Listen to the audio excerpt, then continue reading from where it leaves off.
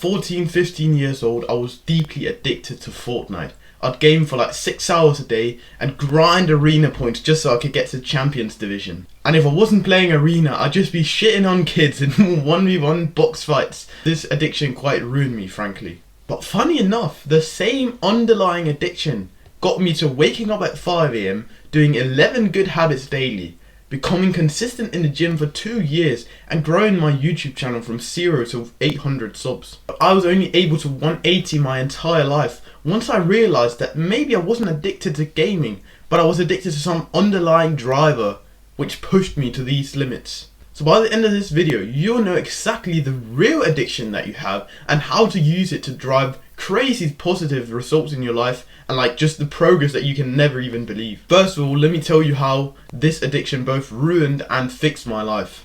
So, as I told you before, I was so addicted to Fortnite. You know, I played arena every day, grinding creative, cranking 90s, you know, all the gay shit, right? I did this for hours on end, and I never went pro in Fortnite because obviously I was playing on a PS4.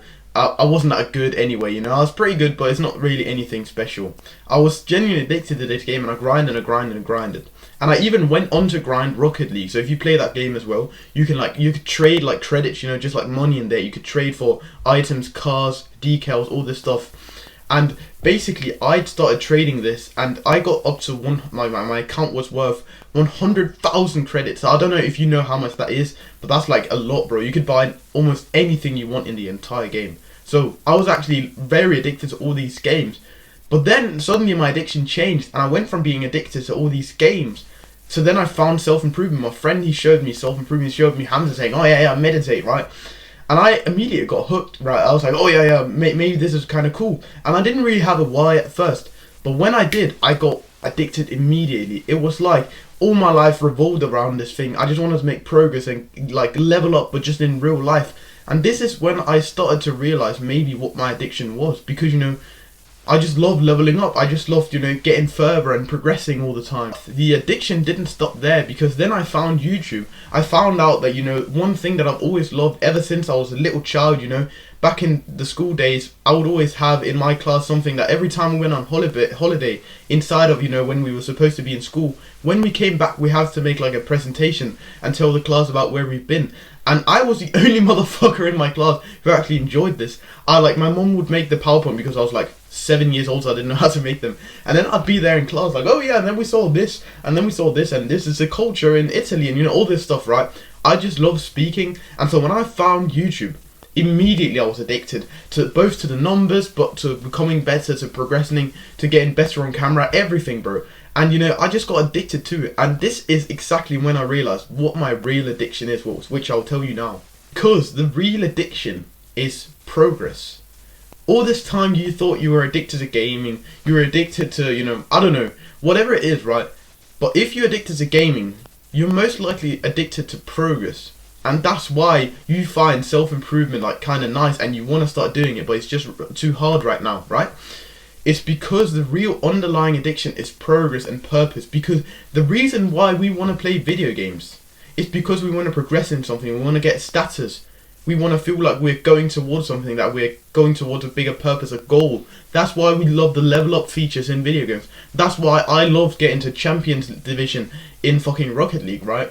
And so we can do the same thing in real life. If you put all your energy towards self-improvement and you use like a habit tracker, maybe you track it and it feels like you're leveling up because you're ticking off the boxes and you're seeing your meditation minutes are going up. You're seeing your consistency in the gym going up.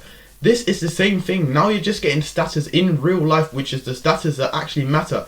And you're getting progress in real things, which are also the things that actually matter. Because let's be honest, progressing, getting status in a video game, it doesn't fucking matter, does it? And that's exactly why we can turn this progress addiction into something that may be harder, but then we can gamify it, and sort of then you become addicted to that thing. So let me show you how to use your progress addiction the right way. So for now, I'd say go and get addicted to self-improvement. Go ahead and get addicted to bettering your mental health and going to the gym. Do all these self-improvement habits that I always talk about. I always talk about destroying depression. Do this now and get obsessed over it. And I'll even come with like some gamifying concept that you can do later on in the video, so stay around for that. But yeah, I just want to mention that this is like the first step, is to get like completely addicted to self-improvement, just go all in on it. And then once you've gotten to a good enough level, right, where you feel like, oh yeah, now you can also take on some other stuff, your brain like kind of wants to do more, then I'd say try to find your purpose. And this is what I did with YouTube. And of course, like I'm literally 18, you know, we can't probably find like our entire purpose, but the way that I was able to do this, like basically purpose means find something that you enjoy, something that is like unique to you, you're a bit better than everyone else, and it's just something that you're naturally kind of like good at, but you want to improve on it and you find it nice and it gets you into kind of like a flow state. So the way that I found my purpose was by asking myself a couple of questions. Now the first one is if I had $100 billion, what work would I do? Because let's be honest, you could just retire. But if you had all the money in the world and you didn't need money, what work would you do? And that's when I started to realize, you know, talking and explaining concepts and just being like persuasive, I kind of enjoyed that thing, and that's why I started doing this thing. And then I also asked myself, which problems do I want to endure? So this is more on kind of like the business side, right?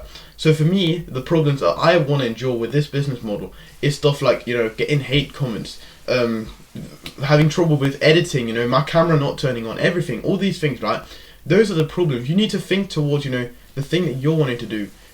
What problems would you like to endure? And the last thing you can ask yourself is just like I did with my, you know, asking about what I did when I was younger. So think back to something, maybe it was in school, maybe it was somewhere else, where everybody kind of didn't like that thing, but you naturally just enjoyed it and you felt kind of good at it. Like you hadn't even tried to become better at it, but you had no problem with it. So for me, it was like presenting to the class, you know, public speaking, this stuff, right? I didn't really care, you know, I could speak in front of a lot of people with conviction, with, you know, just being grounded there, right? And a lot of people, they don't enjoy this. Maybe they enjoy writing, maybe they enjoy, I don't fucking know, playing music, maybe they enjoy football, or, you know, just find something that you naturally enjoyed, which everybody else felt kind of like, ugh. Something that your younger self enjoyed a lot.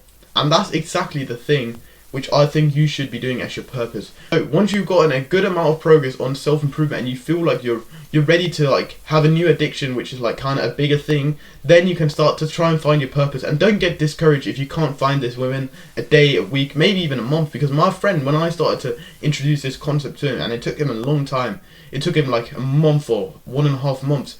It takes some time to figure this out, because obviously you want to find the exact thing which is right for you. So be patient with this. Don't expect to like, oh yeah, in 1 minute, oh yeah, I know exactly what I'm going to do. And also don't just copy me, like if that's genuinely not your thing speaking, and don't do it obviously. And yeah, if you want to actually start your self-improvement journey and become completely addicted to it, just like I talked about with the progress mindset, then I've actually got something cooking up. I can't explain all the details yet, but you can go down in the description and join my brotherhood. You'll get more information there when I drop the thing. I think it's really going to help you. But now, let me show you how to become addicted to these behaviors by gamifying the progress, just like with Fortnite and Rocket League and this shit. The first tool, I already mentioned it a bit, and I've mentioned it in so many other videos. It's a habit tracker. Basically, a habit tracker is a piece of paper, just like the one that I have right over here, where we track basically every little task that we want to do. So if you are trying to get addicted to self-improvement, you'd have meditation, you'd have gratitude journaling, you'd have nature, you'd have going to the gym, you know the list goes on. But let's just say that was like for your start, and then every single day you just on that paper note down if you did the habit or if you didn't. So as you can see over here, every tick that I've gotten, like, you know, the fucking, yeah, you know the tick, right? Every tick that I've gotten, that is me doing the task, and every cross is me missing the task. And basically what this does is that it gives me kind of like a dopamine kick, feels like leveling up, getting arena points every time I tick that box. It gives me like, oh yeah, so I don't need to wait for the results of meditation. I can get the dopamine kick today, which is super smart. And also the way that we encourage ourselves to do these hard things even more by making them more fun is by just doing the bare minimum. So now you don't need to go ahead and meditate 10 minutes. If you meditate 1 minute, you still get to tick the box. And that is kind of like a motivating, driving thing, which makes it so much easier to do these hard things. And one more thing that is very underrated about the habit tracker that it also does is it holds us accountable, bro. This is the ultimate accountability machine. Everybody talks about reminders, having an accountability partner. But let's be honest, bro, the other person, they're more interested in, you know, getting accountability themselves. They don't really care about you, probably. But this fucking paper, it doesn't care. It's the ultimate accountability. So literally, I have one right here, but I also have one by my bed.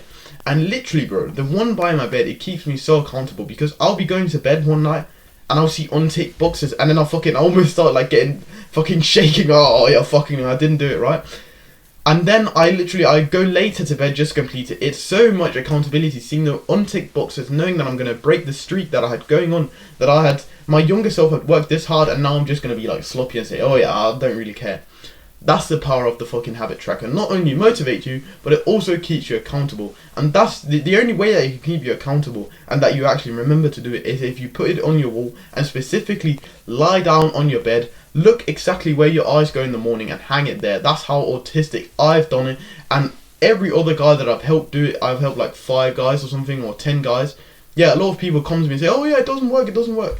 Every single one of them, I tell them, do you have it on your wall? Do you have it by your bed? They fix the things and it fucking works. They never forget about it, and they instantly become consistent. That's the power of a fucking habit tracker.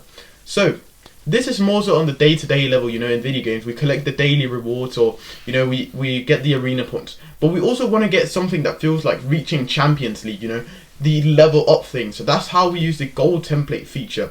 And yeah, I have a lot of them here in my room. So we have one over here, and we also have one over here. So these are just basically the big goals. So let's say for you, right, it could be getting your depression score to 0, or it could be, or I don't know, if you're just starting in the gym, it could be like 50 kg bench, right? It could do, maybe it could even be like 20 minutes of meditation every morning, whatever your goal may be, right?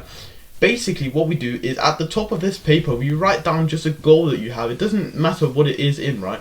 And then below it, just like you can also see on mine, I write down some stepping stones, which kind of act as the XP bar. So you can see with my 1000 subs goal, then we have 730, 760, 790, and then it's kind of like a bar where I get like closer to 1000 on the way there.